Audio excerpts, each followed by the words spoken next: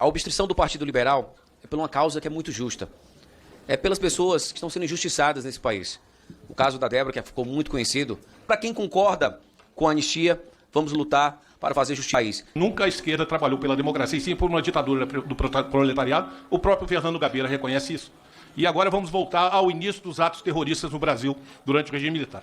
Quero dizer que eu fui chefe do Serviço Militar em São Paulo e convocava jovens, inclusive todos os deputados com 18 anos se apresentam para concorrer à lei do Serviço Militar com 18 anos. Mas não existe lei que mande alguém passar a ser terrorista e comandar e fazer atos terroristas. Eles fazem por vontade própria. Voltando ao primeiro ato terrorista, ele aconteceu 25 de julho de 1966, no governo Castelo Branco, tentando matar o Costa e Silva. Então vamos voltar e realmente defender as coisas com fundamentação e não com narrativa. Obrigado. Nós conhecemos que morreram.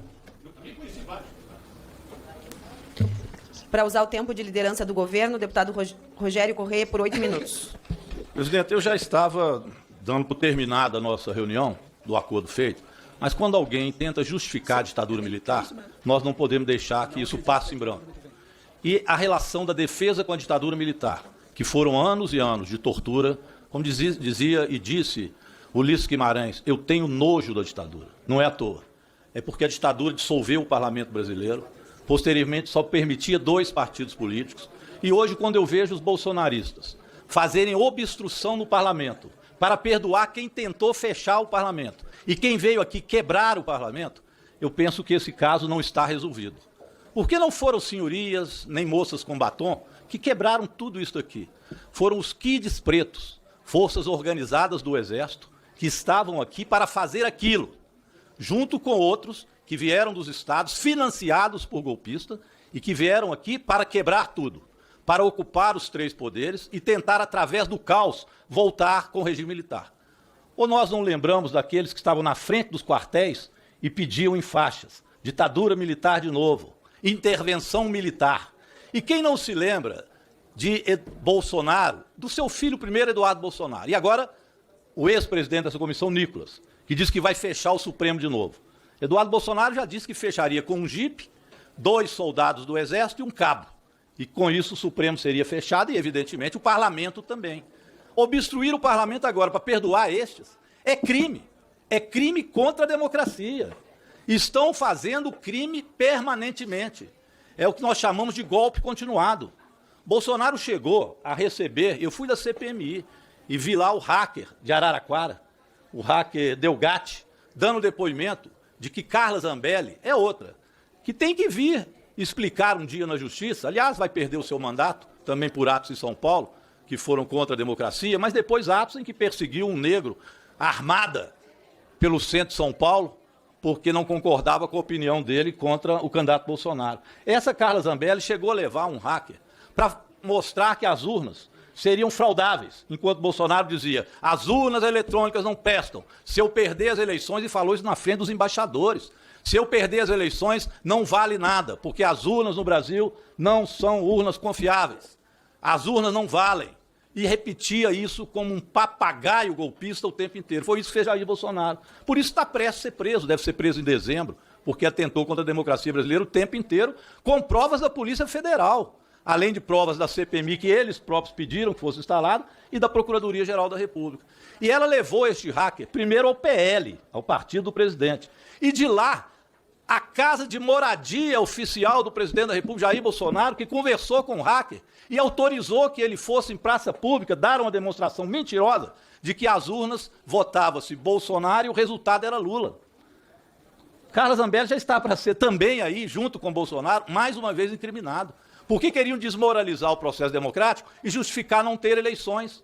Ou vocês não se lembram da reunião do Ministério? É bom ir lembrando os fatos, onde um dos generais golpistas que estava lá, o general Heleno, dizia, tem que fazer antes de ter as eleições.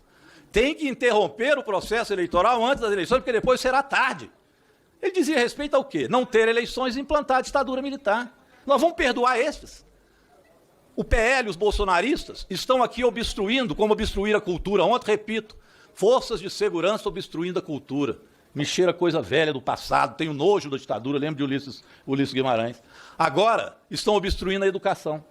É claro, Quando o Bolsonaro assumiu, a primeira coisa que ele fez, uma das primeiras, foi acabar com o Ministério da Cultura.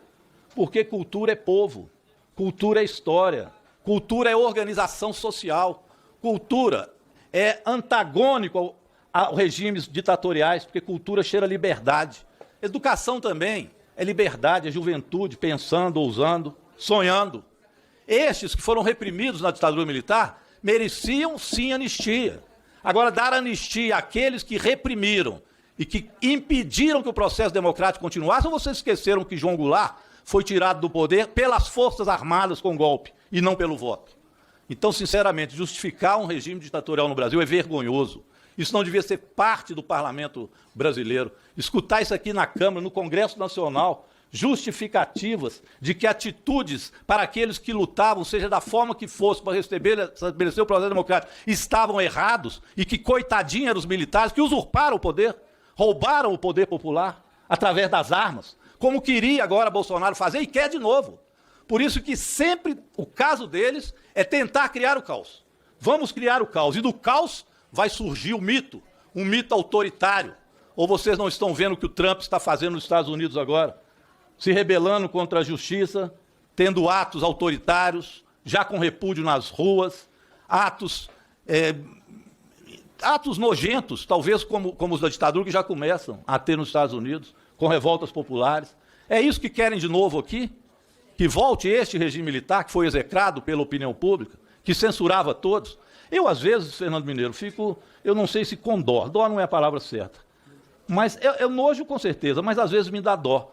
Uma pessoa de direita não pode ouvir um Chico Buarque, uma Maria Bethânia, não pode ver Gilberto Gil, não pode ir numa roda de capoeira, não pode ver uma roda de samba, porque eles odeiam a cultura popular. Para eles isso tudo é rebelião.